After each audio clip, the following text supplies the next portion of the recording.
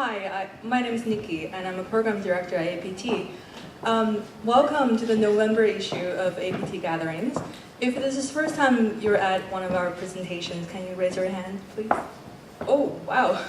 Welcome. Thank you so much for coming. And for the rest of you, thank you for coming back. And you have to bear with me for a second to tell, for the 100th time, our origin story. About 3 years ago, in our living room, we threw a house party.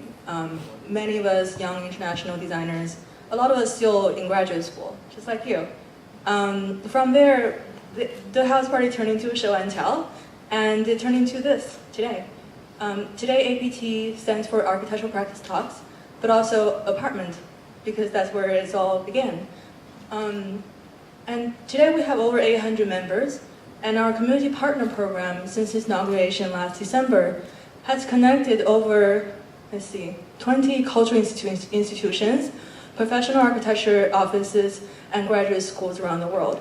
Among them, the first, where is Greg and Lauren? The first and our dearest, New York Public Library. Without their continuing support, none of this will happen. So thank you, Greg. And thank you everyone who is staying late for making this happen.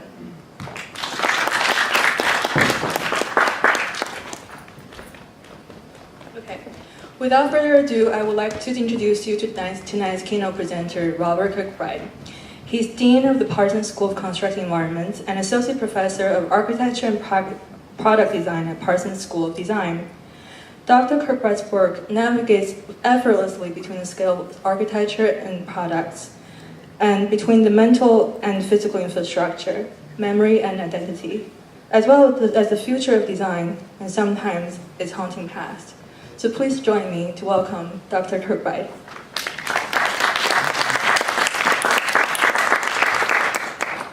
Thank you so much, Nikki.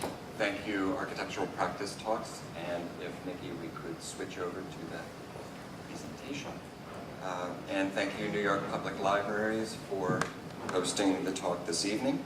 I will try to make sure my voice carries, but is not too loud. Is everything okay in the back there? Yes. Yeah. You're okay? Good. All right. Thank you, Gregory. Thank you, Lauren, again as well. All right. How many ghosts can haunt a building at once? When the building in question is one of the Kirkbride hospitals for the insane, which share the tragic legacy of a very real, very troubled past, the answer isn't simple. There are many ghosts of various sorts. This evening, I'll consider the unique challenges and opportunities several of these specters present for the preservation and adaptive reuse of the remaining Kirkbride hospitals. But before plunging into tonight's main subject, I'll provide a bit of background to convey why I've committed myself to these asylums. Different from recent talks I've given at the National Building Museum and Columbia's GSAP, which was built on the site of an early 19th century asylum that relocated to a Kirkbride in White Plains, New York, this will be a more targeted talk, beginning with some thoughts on how scholarship and design have cross-pollinated to inform my practice and how I've arrived at my present role as Dean of Parsons School of Constructed Environments and as spokesperson for PreservationWorks, a national 501c3 dedicated to the adaptive reuse of remaining Kirkbrides, as they are known. I'll focus on their rich and complex histories and the lessons and opportunities they offer. But first, I'd like to discuss how scholarship and design can promote empathy, which is increasingly critical as our planet becomes hotter and more crowded. By looking upstream in history and the watershed of the design process, we are able to not only see where we fit in order to stand out, we are also able to get out of our own shoes and see the world through others' eyes, whether we're separated by 500 years or 500 miles in the present. I'll start with a few examples of how close readings of artifacts and buildings help to transport us upstream, and how this method has translated seamlessly across my historical research, architectural projects, and low-impact land planning. As noted in Nikki's introduction, the arc of my work reflects an unending fascination with the relationship of architecture and memory, and the influences of the constructed environment on the mind and mental well-being. Close readings of the palimpsests that surround us every day reveal the mutual impressions of habits and habitats.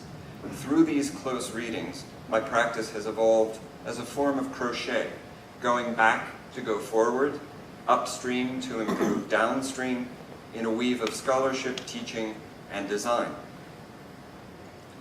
One example of such everyday palimpsest is offered by Columbia University.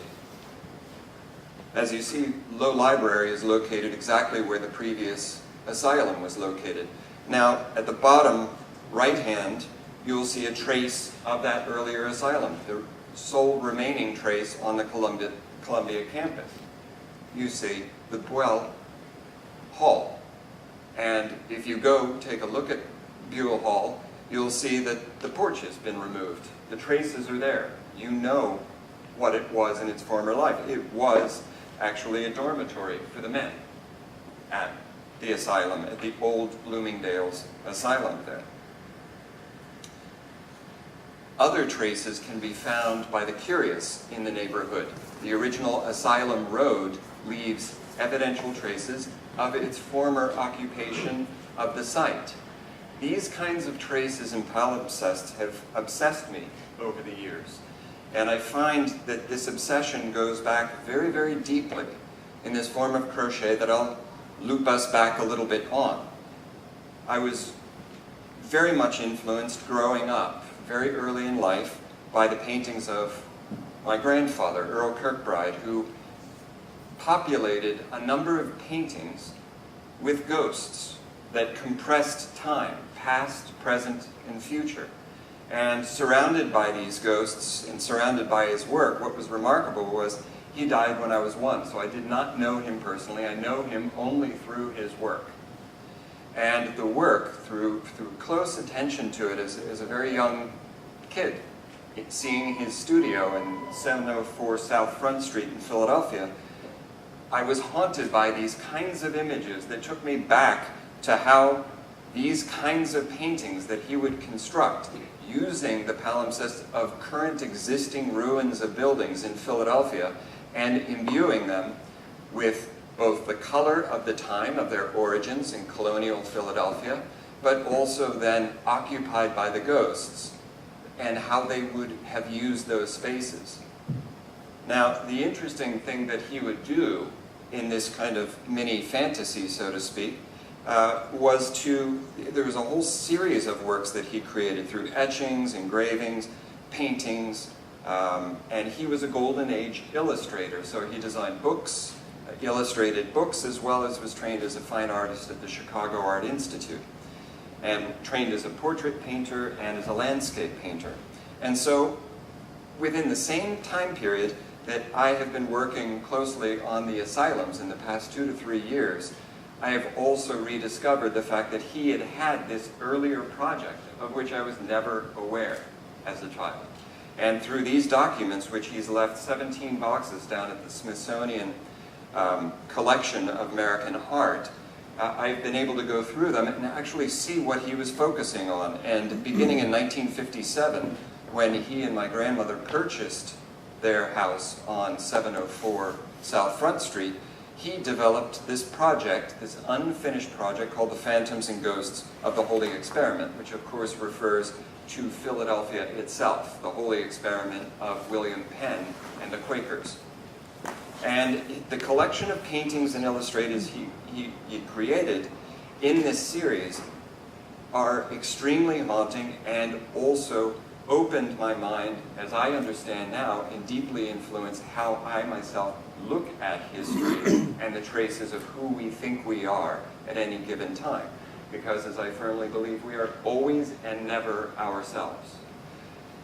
The image on the left, for example, is the arrival of the Welcome, which was William Penn's boat. Now, but it's seen not from the settlers or the pioneers' view, it's viewed from the other standpoint. It's viewed from the Native Americans, anticipating somewhat, even the position of the body is a little bit anticipating and uncertain about this appearance of outsiders.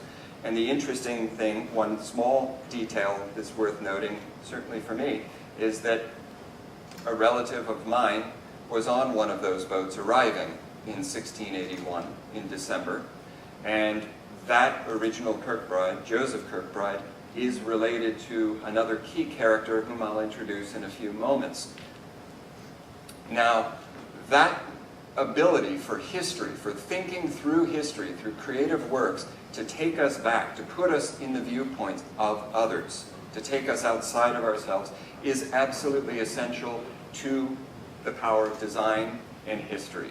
And the image on the right, you may not recognize it quite at first. It's an unusual view of the PSFS building in Philadelphia, Philadelphia Saving Fund Society, founded by the Quakers in the early 1800s its mission was in order to help the working class learn the virtue of saving money.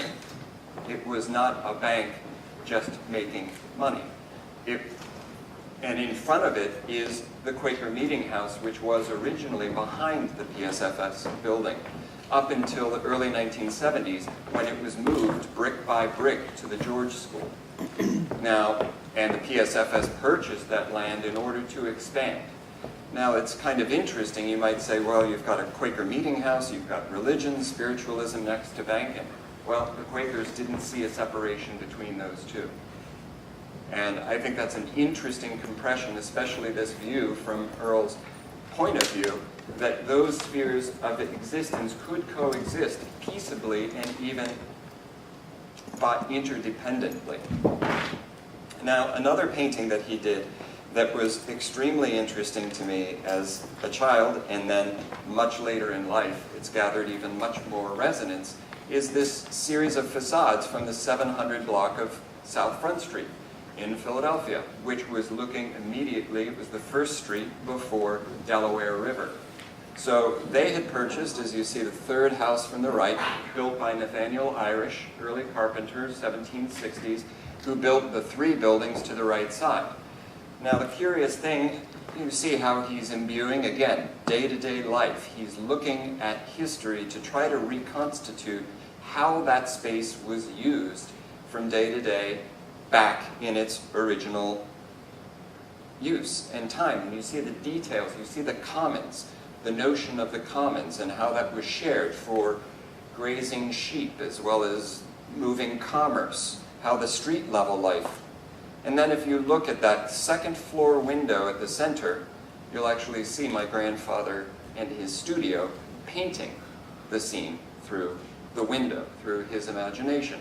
Now this may seem all fine and well. It's quite beautiful too. You see the Flemish bond over here on the right with the glazed headers, which was done by putting salt on the headers of the bricks. And so you get this checkerboard pattern. So you actually see his illustration skills and his detective practices to create works to reconstruct history, to help us understand what has happened.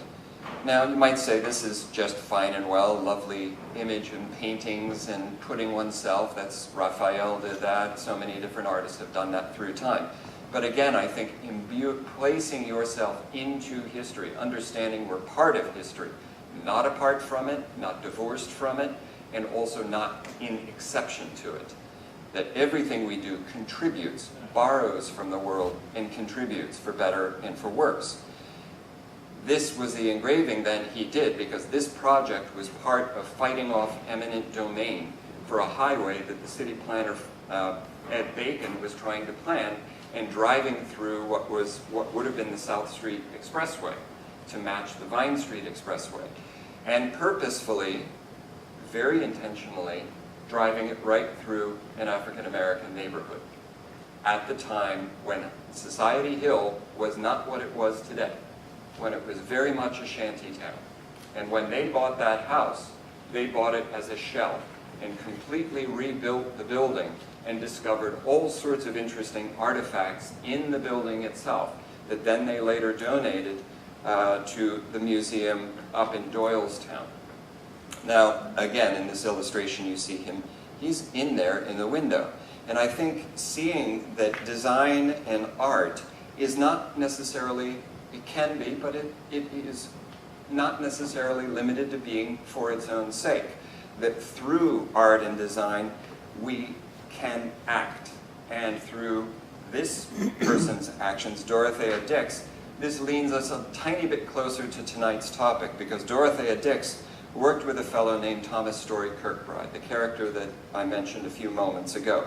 Thomas Story is in the middle of the asylums that we are going to discuss a little bit here, and right at the time when I was in architectural school at University of Pennsylvania, I became very, very interested in these early Quaker institutional buildings and their aspirations of the ideal. Just like the ideals of the PSFS building and its mission, these public buildings were the early infrastructure of a young, fledgling country with an unformed identity that was not yet the United States fully itself. And so you see here his impact. It's now called psychiatry, but that word did not yet exist at that time. And the building here depicted was his asylum that he built according to his plan in West Philadelphia. Now, this is, of course, an outcome of Enlightenment approaches to architecture in the mind. You see here, and this is, I was studying this at the late 80s, Michel Foucault was all the rage. Discipline and punish, the discussion of the panopticon, of the Enlightenment notion that through buildings we could change human behavior, we could organize phenomena, that architecture could provide a structure and framework for arranging knowledge and changing us to be, perhaps, better people, okay? Now, there are some flies in the ointment there that we'll bump into. From that plan, in Philadelphia, there happens to be the first building built by the panoptical structure, which is Eastern State Penitentiary. And when I was really looking at these buildings in Philadelphia, they had just reopened this penitentiary and were trying to figure out what to do with it. Should they demo it? Should they turn it into condos? Should they turn it into a theme park, a Disney? Yes, they believed they could make a Disney-esque theme park out of this. Now, what was tremendous in this space was that my grandmother, who was alive at that time, was fighting her fight to have this building repaired and restored by youths. And she was really taking this to everyone, including the drug czar William Bennett, Mayor Wilson Goode, every politician that she could write letters to in order to say, you know, kids during this epidemic of crack in the late 80s just need a place to be off the streets. Wouldn't it be wonderful if they could have a place to sleep in the penitentiary and learn carpentry trades? I mentioned that there are things like child labor laws and other kinds of small details, flies in the ointment for that theory. But she and I shared this real passion about this incredibly mammoth building.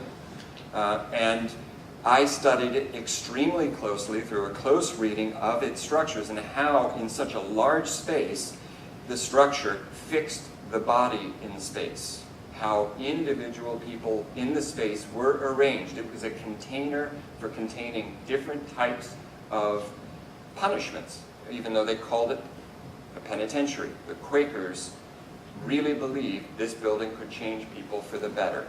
And we may look at this now and say, this is entirely dystopian, it's Big Brother, it's all those kinds of associations. It was the first public building in Philadelphia with plumbing and heating, and so that the penitents were actually in a very privileged building, so to speak. The problem was, by pure isolation, we now know what isolation does to the mind. And people in pure isolation in these buildings went mad.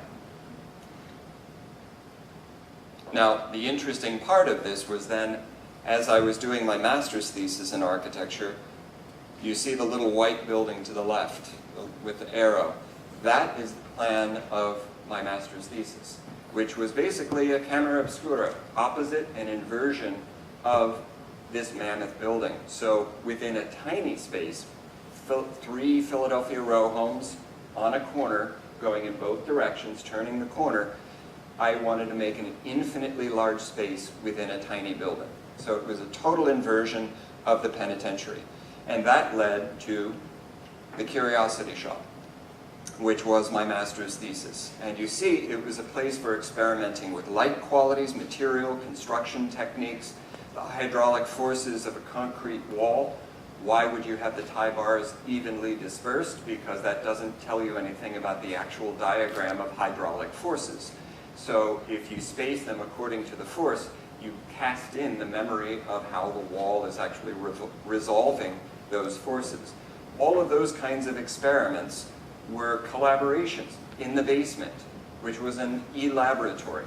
And then there was a store on the ground floor. And then the director could live up above, and there was a central Wunderkammer for experimenting with light qualities that could be adjusted from day to day as the lighting conditions changed. 5 years later, I designed the Architectural Curiosities exhibit, where I installed at full scale many of the experiments with a whole team of volunteers and collaborators at the Philadelphia Athenaeum, at the Philadelphia Art Alliance on Rittenhouse Square. And there was a whole series of lectures which followed exactly the intent of the Curiosity Shop and its ideas. Now, these are some of the experiments that you can see here. Experiments with everyday life. These doors were gathered from around the city of Philadelphia. Much of the materials were picked up off the sidewalk. This was before the days of dumpster diving as a professed activity. These were the ways that we gathered the city and brought it into the exhibit and experimented with it. And this was very much kindred in spirit to these rooms, the Wunderkammer, cabinets of curiosities, that I became very, very much entranced with in the late 80s through the 90s. And that, the way that space could organize knowledge again and shake up and raise questions about the relations and associations of objects was what was fascinating to me. And I began to look back through history from the age of discovery of these cabinets of curiosities that were gathered from around the world and brought, just like all the doors, etc., arriving in the gallery, all of these bits of information arriving in these collections. And then the anatomical theaters, where architecture frames how knowledge is determined, how the things we can't see, the hidden interiors, and the exterior world. So the anatomical theater here in Leiden, where you see a skeletal Adam and Eve in the front, Eve offering the apple to Adam, where knowledge is actually opened up for public survey through the burgeoning practices of empirical science, yet infused with spiritualism. This led me eventually to do the PhD research on the studioli of the Montefeltro in the CAF of Italy, in Urbino and Gubbio. Now, these rooms are from the Renaissance, and what I was looking at and discovered and reconstructed myself through these combination of research, close readings, and research methods was how these rooms were used in their time. Not what they mean to us now by hindsight, but reconstructing how they were used at that time to train the memory. And surprise, it didn't come out of left field. It was deeply steeped in ancient rhetorical practices from democratic nations. Ancient Republic of Rome, ancient Greece, Athens, and also was transformed by medieval techniques of giving sermons and preaching, and ways that the buildings offered three-dimensional texts to cue often an illiterate audience. So these rooms, what I reconstructed, one of these rooms, you may recognize the one at the bottom here, which is at the Metropolitan Museum. How many of you have actually been to that room so far? Okay, that's okay. Spoil yourselves and go as soon as possible, because this is a delight to have in our midst. This room is a collection of all the key bits of knowledge and the equipage, the adornment, the tools that you need to furnish your mind, not just representing stuff you need to have or know, but how you actually prepare yourself internally to go into the public forum and interact with people and navigate. This was not just pure intellectualism, this was the military captain of the Pope. So he was negotiating warfare, and most of the battles, although if you see the Borgia and it shows all these sexy instruments, they didn't exist. They were in Leonardo's sketchbooks. That's modern cinematography. Most battles in Italy in the Renaissance were fought behind the scenes by argument and disputation, not at all on the field of battle itself. So to navigate that world and keep your head securely on your shoulders, this kind of a room is what helped you do that. And what I reconstructed is how closely these rooms worked as a three-dimensional matrix for forming associations across those images in the tradition of memory wheels that were published at exactly the same time. The memory wheel here on the left from Jacobus Publicius, I used. It is at the 42nd Street New York Public Library. They have 2 copies of that book. And so holding that in your hands and understanding how these combinatorial wheels moved you through space is literally the way I reconstructed how the rooms were designed and composed to recompose yourself by moving through the space stimulated by the trompe-l'oeil. And how at that exact time, I mentioned Da Vinci. Well, the architect of Gubbio Studiolo was Francesco di Giorgio Martini on the left. There wouldn't be Da Vinci sketchbooks without Martini's sketchbooks. They were roommates in Pavia in 1491. And you see in Di Giorgio, he shows how the ornament and the constructed environment is projected out from the human body. In Da Vinci's, you see how he's projecting architectural space, chambers inside the mind. So you see how architecture forms this foil to connect us and ornament from the interior to the exterior. And this is what really emerged from this research, that our clothing, our habits, buildings, and cities are the ornament of our minds, preparing us for everyday life. We oftentimes forget that, and what ornament has devolved into is a battle of styles. That is recent. That's within the last century and a half, perhaps 2 centuries.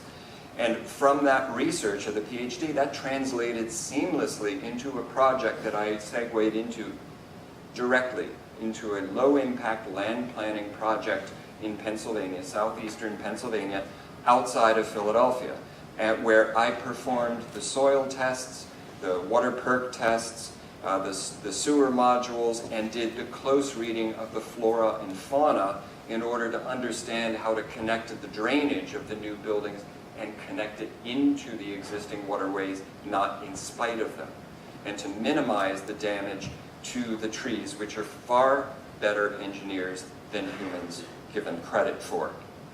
Better than humans as engineers for hydraulics, in fact. And this prepared me, remarkably, it seems like a strange little connection, but 25 years after I did the Curiosity Shop, these folks from the Morbid Anatomy Museum knew of the Architecture and Memory book online, multimedia book, experimental, recreating with new technology that associational way of navigating through the text and information. So that experience was designed to echo and capture the essence of those rooms and how they worked. Well, this group from the Morbid Anatomy Museum contacted me, and I invited Tony Cohn to join me. We visited this homely building in Gowanus.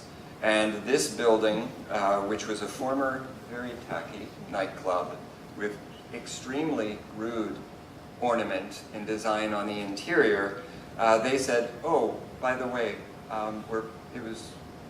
we need to have a book launch here on April 28th. It was January 2nd, okay? Well, within 4.5 months, this is what we produced. By digging in, by a very, very surgical renovation, we were able to reopen the facade entirely, gut the interior, transform the building dramatically, and to make within a dark cabinet, as I've called it in a recent article for the Montreal Forum, that within this dark cabinet, nonetheless, you had this bright interior, a kind of light space inside that was welcoming in that area. By the way, it's a ground floor store. In the basement was an laboratory for conducting taxidermy classes. And those taxidermy classes were filled not by men, they were filled by 20-year-old women doing taxidermy with rabbits and urban critters, okay? So the generation of science and exploration is not limited to men. It's changing. And this space was part of that change, run by Joanna Ebenstein and supported on the board by Tracy and Tanya Martin. And Tracy Hurley. This is was an amazing space. And up above, in the gallery where the exhibits would be, were these forms of knowledge. And their mission was forms of knowledge that slipped through the cracks. Now, the cracks here include, this is a collection of anatomical models in wax from the 1800s that were brought in, an incredible exhibit. But the tactic of the building was that there were some good bones in there along with the superficial bad taste. So it was an anatomical dissection of the building that was there in order to show that time period side by side, the compression of past, present, and to exhume these specific details, coal chutes and other kind of niches that we recaptured and incorporated into the building. And so this is the director's library, very much echoing the plan and arrangement by natural cause of the Curiosity Shop 25 years earlier. The remarkable thing was they were entirely oblivious to the fact that I had designed a Curiosity Shop 25 years earlier and that I had been doing this kind of research. So what was remarkable is that after 25 years, beware of what you do as thesis projects, because it might captivate you for the rest of your lives, and it may also introduce you eventually. You may find your client. It may just take a little while, okay? The ideal client is out there somewhere. You just need to find them. And then after 25 years, that's why I could do it in 4.5 months. And I have to say, I'm very, very humbled that the museum was considered one of the top museums in New York City, right alongside the Frick and other Metropolitan, etc. It was really a lovely space and defining space in Gowanus. Now, one of the board members has lovingly, and I'm just showing it here, Joel Schlemowitz, has created a beautiful scale model that he surprised me and Joanna Ebenstein with. And it is populated, including the anatomical exhibit, with taxidermied mice as the investigators of the anatomies being presented. So this lives on. The morbid anatomy physically may have paused in its existence, but they are out there and they will be doing more. So out of this experience, all of this weaving of practice, this really takes me to the next step. So this is where we're going to go now. The constructed environment is a vehicle for learning, especially when you read it closely. It guides us, it orients us, but if you pay close attention. So, throughout the second half of the 19th century, approximately 75 Kirkbride plan hospitals for the insane were built across the United States, Canada, and Australia, according to the vision of Dr. Thomas Story Kirkbride, a pivotal figure in the evolution of psychiatry in the United States. Embodying Enlightenment Quaker beliefs in the therapeutic powers of architecture, beauty, and respectful care, the Kirkbride plan generated elegant and massive echelon wing structures that embraced local climate and site conditions to provide patients with plentiful sunlight, prevailing breezes, and expansive vistas of bucolic landscaped grounds that often included a self-sustaining farm for food and occupational therapy. In his treatise on asylum construction and management, published in 1854 and expanded in 1880, Dr. Kirkbride was extremely mindful of the intangible impacts of physical architecture and sought to reduce a patient's sense of constraint and containment by promoting an overall sense of openness and generosity. Ethically inspired by precursors in England and Scotland, though markedly different in layout, Kirkbride hospitals represent a uniquely American asylum typology that co-evolved with the rapid growth of the United States. Thomas had interned at the Quaker-founded Frankfurt Retreat in Philadelphia in the 1830s, during which he had direct experience with a simple wing formation, which certainly had an impact on his later plans. Yet it is striking how different this plan was from European courtyard and cruciform models as at Glasgow Asylum. Building a Kirkbride built communities within and around it, typically constructed with local materials, bricks, concrete, and stone produced or quarried on site or close by, and lumber from old-growth forests. Many of the structures developed symbiotically with neighboring towns, stimulating their economies, construction trades, and civic identities. Consequently, fledgling towns and cities competed for the opportunity to have a Kirkbride hospital in their backyards, with its promise of jobs and state funding. Supplied with farms, greenhouses, workshops, and other innovative amenities, Kirkbrides provided a self-sufficient retreat from the outside world and a dignified place for the placeless. Kirkbride argued that, quote, every state hospital for the insane should be made good enough for the highest class of citizens, for it should not be forgotten that what is good enough for them, so far as proper care is concerned, is none too good for the humblest of the unfortunates who are compelled to look to the institutions for custody and care. Separation from the world was consistent with the earlier models, such as York Retreat, whose very name suggested a temporary and promising hiatus. For this reason, Kirkbride preferred the term hospital to asylum, since he firmly believed that mental illness was a curable disease. Although this optimistic view held sway for a while, public perception effectively inverted in the following century. While Kirkbride hospitals manifested a generous, perhaps utopian confidence in the power of architecture to restore and enhance mental well-being, they also represented a pragmatic agenda. At the time, the medical profession in the United States was in its infancy, and the buildings were instrumental to establish credibility for professionally trained doctors amid the popularity of charlatans and mesmerists. By their awe-inspiring size, layout, and technological innovations, the structures instilled confidence in patients, their families, and the tax-paying public.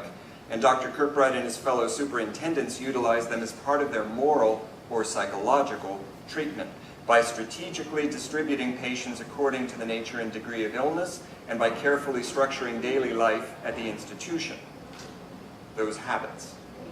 Among the architectural features prescribed by Dr. Kirkbride, the amusement room was physically and therapeutically central. Dr. Kirkbride considered theatrical performances invaluable to lighten patients' moods and pioneered the therapeutic use of magic lantern shows to stimulate curiosity and mental healing with wondrous apparitions. With a hindsight 150 years affords, the charming imagery of Victorian life at the Kirkbrides is in itself haunting. A plenitude of period photographs and postcards, all staged with care, offer genteel visions of idyllic retreat and hypernormality, with golf outings, croquet, carriage rides, garden pavilions, resident brass bands, and costume balls. Given the earnest and egalitarian aspirations for these buildings and the progressive treatments, one may wonder how it all went so wrong. If the Kirkbride hospitals are haunted, Colin Dickey offers in a chapter dedicated to the asylums in Ghostland, they are haunted, you could say, by the difference between how history is conceived and how it plays out. Kirkbride had strongly cautioned it is important that at no time should more be admitted than the building is calculated to accommodate comfortably, as a crowded institution cannot fail to exercise an unfavorable influence on the welfare of its patients. Although Dr. Kirkbride prescribed 250 patients as the ideal number for a single state asylum, actual populations averaged in the thousands.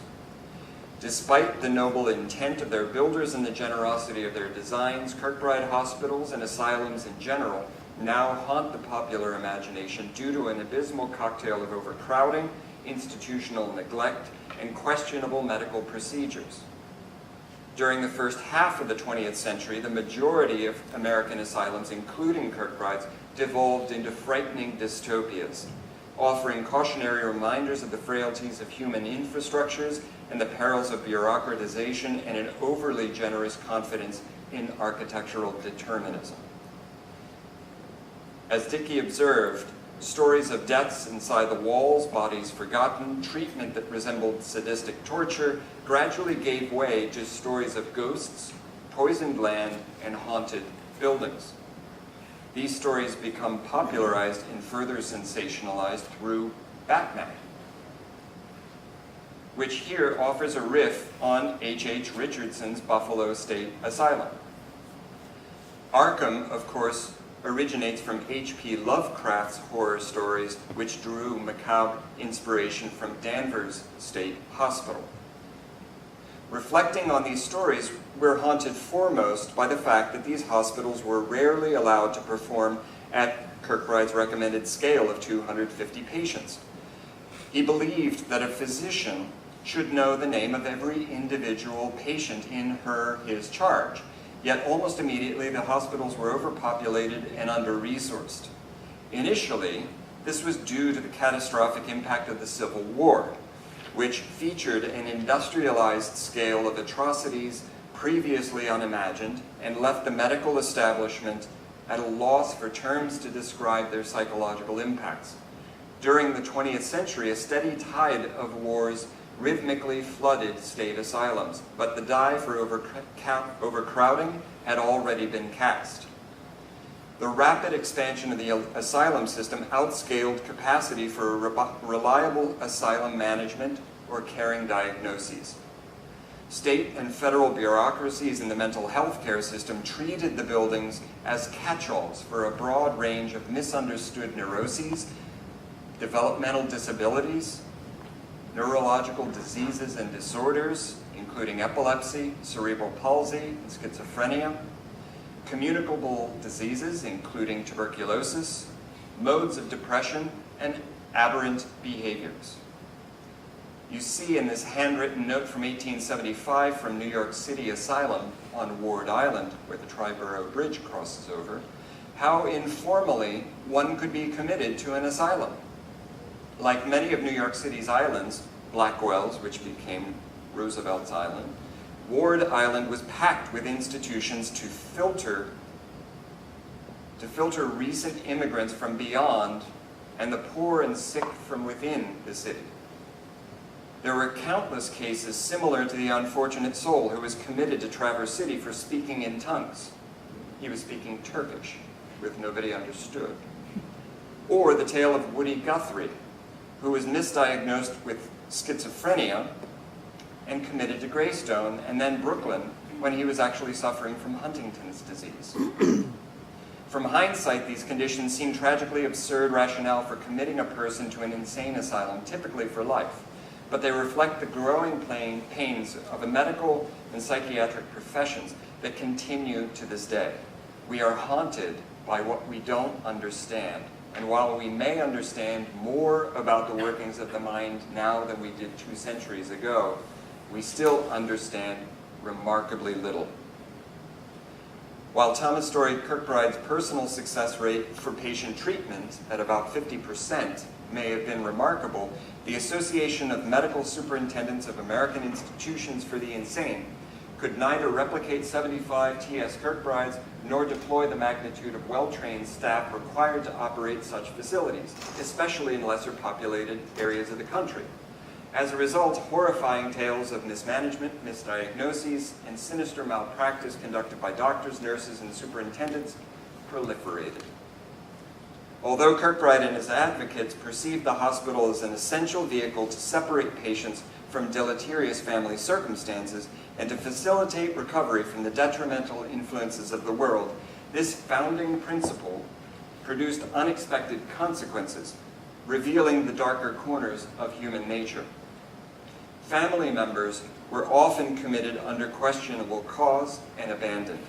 Elder siblings committed younger siblings over family inheritances. Wives committed themselves to avoid spousal abuse. Husbands committed wives who suffered from what now would be diagnosed as postpartum depression and placed their children in foster care, only to remarry within a year. Unanticipated, such behaviors were enabled by the convenient existence of state asylums, compounding larger systemic failures and human rights abuses. The current exhibit at the National Building Museum, which you should run to see, not walk, because it's ending in January, I believe, includes at least 2 examples that must not be overlooked. The first is a list of tribal populations of Native Americans at St. Elizabeth's, including many of whom had been wrongly and deliberately institutionalized and transferred to the nation's only federal Kirkbride hospital in order to suppress their dissenting voices. The other is the daily census count of March 1963 at the watershed of St. E's population, in which coloreds and whites are distinctly grouped. Carla Yanni has shared with me the plans of the original buildings for the coloreds, where they were kept separately from other patients. The critical takeaway from these problematic histories is that the buildings did not commit people, people committed people. It is simply easier to blame the buildings themselves for questionable human behavior. We are haunted by tangible traces of inhabitation in the Kirkbride hospitals, whether the unself-conscious patterns of use, deliberate demarcations of resistance, or the terrifying stains of happenstance, as in the case of Margaret Schilling, whose corpse was discovered in an attic more than a month after her disappearance at Athens State Hospital, leaving a permanent waxy residue on the floor through the process of adiposere. With such tragedies, the dissonance between the early genteel imagery of everyday life at a Kirkbride and its eventual actualities is rendered palpable. Over the course of the 20th century, Carliani observes, the desire to keep patients out of institutions dominated policymaking. Such changes in policy reflected a dramatic shift in public perception toward the asylum, from a place of healing to a place of inevitable death, a prison with no exit. We are haunted, too, by the materiality of Kirkbride hospitals in the wake of their decommissioning and in the poignant images of their desertion and decay, captured by explorers and documentarians. Dispossessed suitcases, forlorn articles of clothing and the furniture, the autopsy rooms and hydrotherapy tubs layered in dust yet disquieting still. The scattered snowfall of medical records left in reckless abandonment. We see also the marks left by the original fabricators, byproducts of the construction project, the pencil marks of carpenters, the chisel marks of masons whose know-how migrated with them to the United States from overseas. Curious patterns of erosion left by water cannons in the sandstone columns and capitals of Greystone Park State Asylum, the subtle reminders of a devastating fire on November 26, 1930. Due to the deforestation of northern Michigan by Sears Roebuck balloon frame housing in the late 19th century, and the unfolding consequences of climate change, we will never again see the quality of old-growth northern Michigan pine in the wild that was used in the joists of Traverse City. As Paul Goldberger said, those reasons are reason enough alone to preserve these buildings. The bricks of Oregon State Hospital, each bearing the stamp from the adjacent prison where they were produced by inmates, manifesting a micro-local history of interdependent correctional facilities revealed during the building's recent renovation. Each structure is a complex and uncanny historical document of human concepts and conceits about reality and normality. Whether or not the Kirkbride hospitals represent a failed utopian vision, we continue to be haunted by our inability to adequately support the mentally ill. Even if the buildings are plowed under in futile attempt to erase a difficult past, stigmas and challenges remain. Before asylums, the mentally ill were typically kept in jails and prisons. Ironically, although state asylums were systematically decommissioned across the 60s and 70s in favor of community treatment, for various reasons, community treatment plans proved inadequate, leaving many of the mentally ill homeless or in jail. As the Washington Post reported in 2015, the movement to deinstitutionalize the mentally ill began from a place of humanity, but it hasn't ended there. In 2012, the same year that 3 asylums were closed in New York City, including the Kirkbride in Brooklyn, which was immediately razed, American prisons and jails housed an estimated 356,268 inmates with severe mental illness, more than 10 times the number of mentally ill patients in state psychiatric hospitals in the same year. Now, some have proposed that architecture was never the solution in treating mental illness, whether by the Kirkbride plan or the cottage style that briefly and unsuccessfully supplanted it in the late 19th century. Regardless of whether they failed or not, 34 Kirkbride hospitals continue to exist. What matters at present is the value of their material cultural history and their preservation through adaptive reuse, recognizing that this imperative will result in unexpected marriages, as at St. Elizabeth's in Washington, D.C., which will be the new home of the Office of Homeland Security after the building's renovation. Erasing these buildings will not erase the past, nor will it change current conditions, where approximately 1/4 of the incarcerated population in the United States suffer from mental illness and do not receive appropriate treatment. According to the U.S. Department of Justice, about 15% of state prisoners and 24% of jail inmates report symptoms that meet the criteria for a psychotic disorder. Over the past half-century, Kirkbride hospitals have become, therefore, easy targets for public scorn and demolition. Many are in disrepair, including those still currently in operation, such as Kankakee, Illinois, Trenton, New Jersey, and their linear plans with long, narrow wings and cellular rooms are notoriously difficult to adapt. As such, Kirkbrides have been likened to albatrosses for their local communities. And out of political inertia and lack of imagination, many communities have defaulted to their demolition by neglect. But let's not forget that to kill an albatross is an ill omen. There are complex and conflicting views toward the preservation or destruction of Kirkbride hospitals and an urgency to decouple the buildings from their associated stigmas. Embracing this complexity is critical to the imaginative reuse of these immense structures. Given the checkered history of mental health care in the United States, understandably there are those who would be pleased to demolish these asylums. But there is a growing network of passionate advocates across fields of experience, including urban explorers, paranormalists, everyday citizens, and historic preservationists who embrace these complex challenges, mindful of the multifaceted value these buildings represent.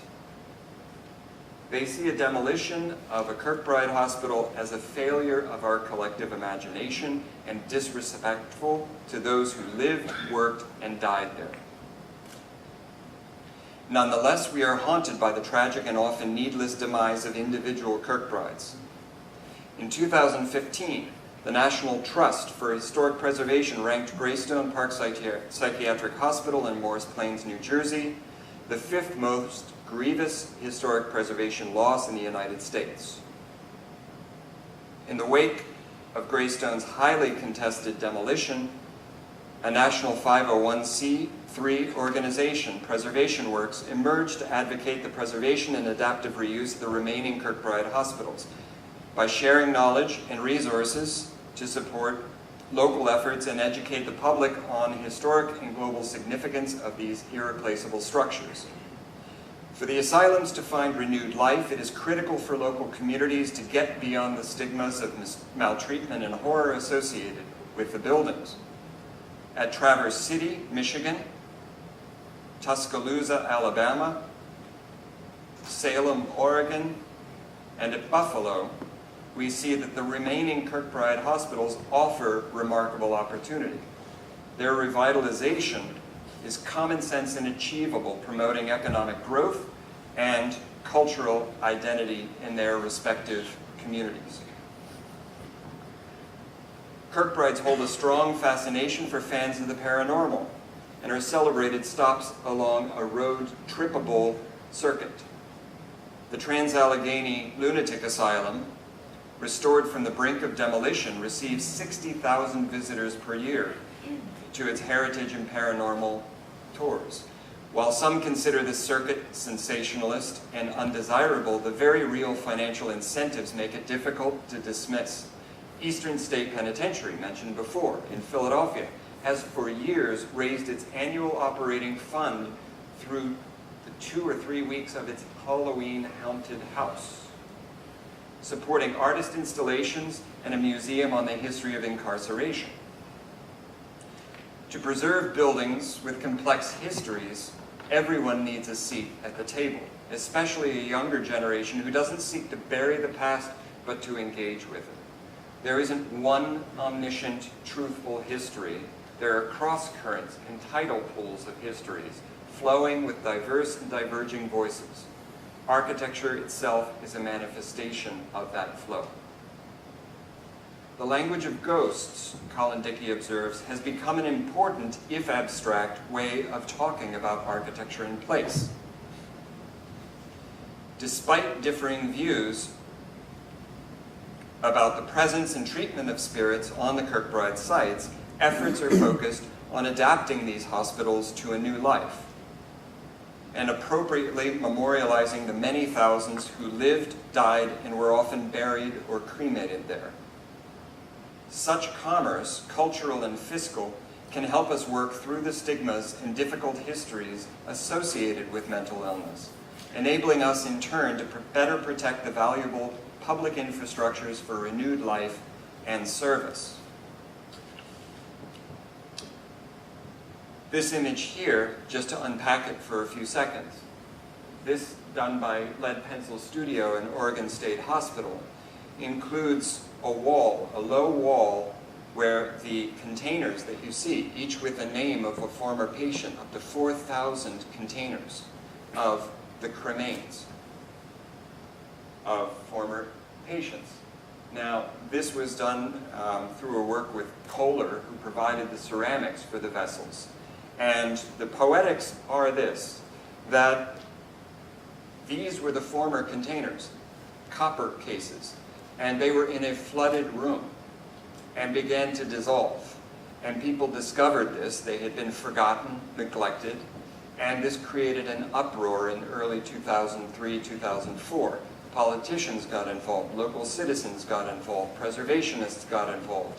And at first, the angry response was going to just demolish the entire building out of this outrage. And finally, people started to realize, wait, the building itself, don't accuse the building.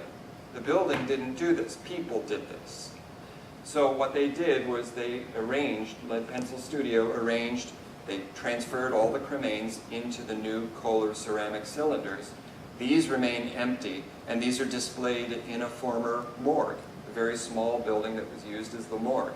Beautiful installation. The materiality is stunning.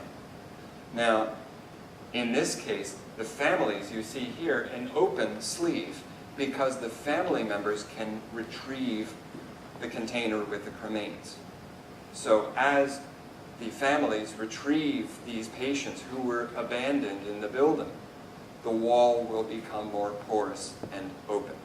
A very beautiful, eloquent statement of both the problem and a modern solution of memorializing and yet activating those remains of the building through the people. Now, a couple of other examples, very, very quickly, of our satellite groups from PreservationWorks. This is a group up in Poughkeepsie, working on the Hudson River State Hospital. And we're working closely with the developers up there in order for mixed-use development to preserve as much of the building as possible.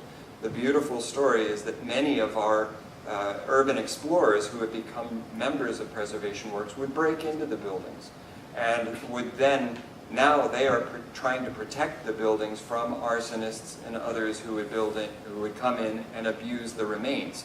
And what we've done in our group was to produce a report for the developers that identified the significant architectural details and remains to be incorporated into the new structures, to try, therefore, to even preserve parts of buildings that will be destroyed because they are deemed unsafe. Now that approach is very different from other parts in the world where ruins are kept a part of everyday life.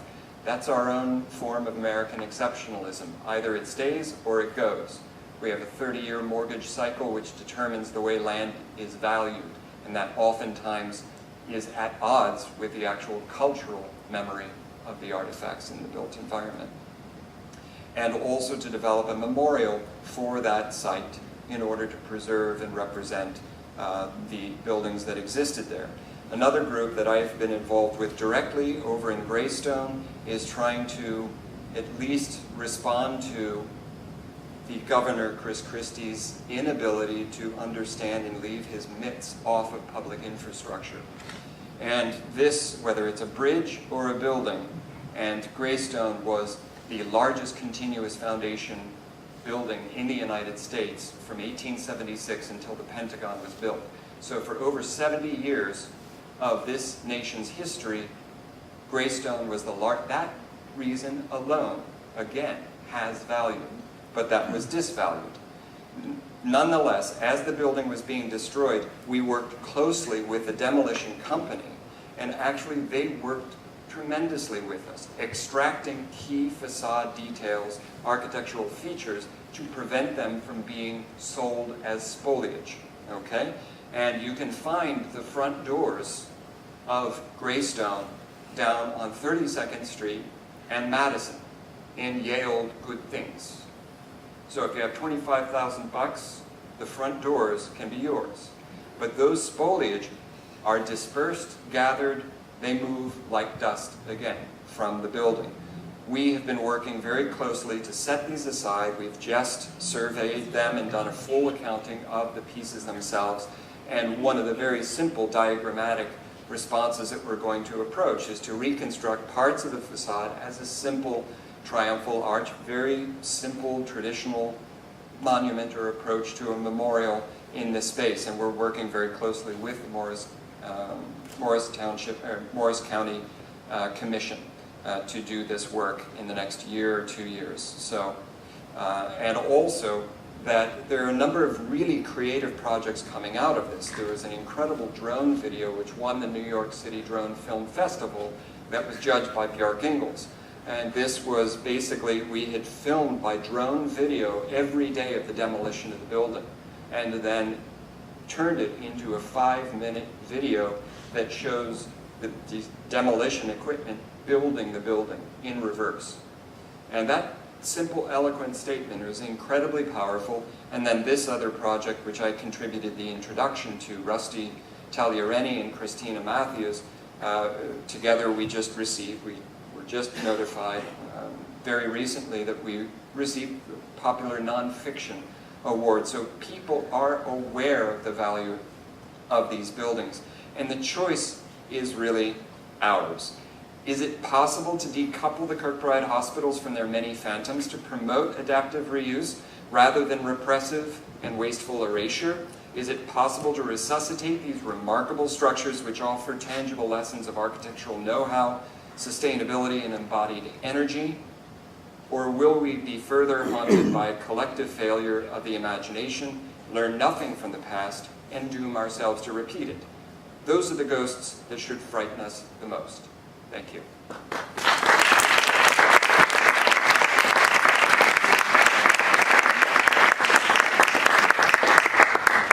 Thank you, Robert. We would like to open to the floor for questions.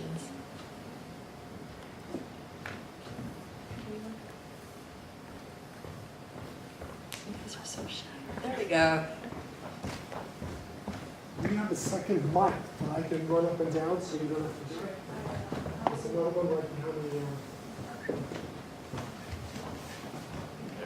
Robert, can you talk about the siting of these buildings in the landscape and their scale and how that might work for both opportunities and challenges, and especially when you're talking about divorcing them from memory? Yes. What's remarkable about these buildings is what we call now sustainable design was inherent to the buildings. They picked the most beautiful sites, the most beautiful positioning for solar angles, for natural what we now call passive solar and active solar, for natural ventilation, for capturing natural breezes, and landscape was part of beauty as therapy. And so the landscape movement, many of these up at, it's interesting, the Buffalo building is now called the Olmsted Complex, okay, because they're really featuring the Richardson and Olmsted as being contributors. Calvert Vaux did Hudson. So a number of these, it's really at the emergence of landscape architecture as a field of design in the United States. And so they're actually looking to reconstruct and restore many of the growth and patterns from the original plans. Hudson was turned into a golf course during the 1960s, and so they're looking to reconstitute some of those designs. Now the challenge of that then is that developers see those sites, which are choice, beautiful locations, and they say, we want that site. So there are lots of little deals that are cut with developers who misuse information to persuade communities and use those historical stigmas as trigger mechanisms. So they'll hit on those nerves of fear and memory and the family members. That's what's powerful is the younger generation is like, I don't want to suppress what happened to my uncle. I want to know what happened. And that curiosity about history, about looking upstream and understanding these artifacts is changing entirely the dynamic. And the network that we've created is specifically to share the knowledge of when developers misuse that information. For example, when one developer in Fergus Falls, Minnesota, not too far from Fargo, just recently said, well, it's going to cost incredible amount of money to do all the lead paint abatement and remove it. So you might as well just tear down the entire building, which is 700,000 square feet, which they claim will only cost $4 million. That building is cast concrete and has been curing in Minnesota weather and winters over the past 100 years. Okay? So there's a massaging of information which is BS, because that building you would have to do the lead paint abatement if you're going to tear it down anyway. But they don't tell that to the communities. Okay? So there's a lot of subterfuge that happens here. And therefore, we got that information. I tracked it down from Oregon State and transmitted that to the Fergus Falls folks. Many of these communities think that they're really isolated when they're part of this incredible history. That's connecting it, and the landscape history is really part of it too. What they've just realized in Fergus Falls may become partial reuse for post-traumatic stress, because they've realized that, hey, post-traumatic stress benefits from beautiful, spacious, light environments that are well ventilated and adjacent to beautiful landscape and vistas. So we know that some of these spaces still can do certain things, and the landscape is incredibly both powerful and also tempting, leading to some of their demise. So that's an ongoing conflict right there.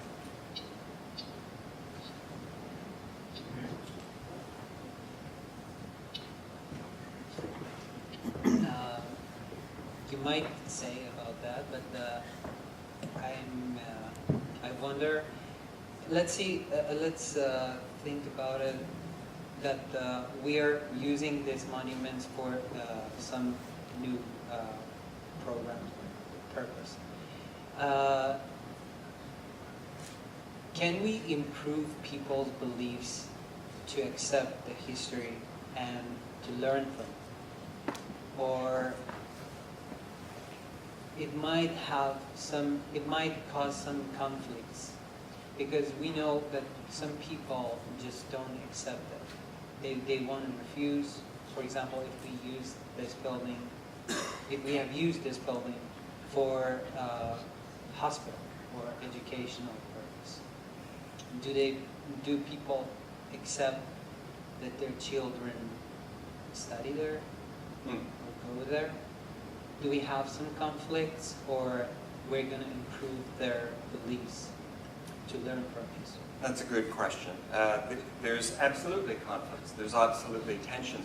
But those who are the most entrenched against the buildings are typically those who have the most to gain personally from demolishing the buildings, or those who have the biggest stigma. In New Jersey, reputedly, the local mayor had a family member and bears a grudge and just wanted the building torn down. And so there was some political involvement because some votes were needed by a certain governor in that particular town, which is very Republican. Okay? So there are some very political things that are right out front, and a lot of obfuscation that takes place, redactment of documents that are requested according to the Freedom of Information Act.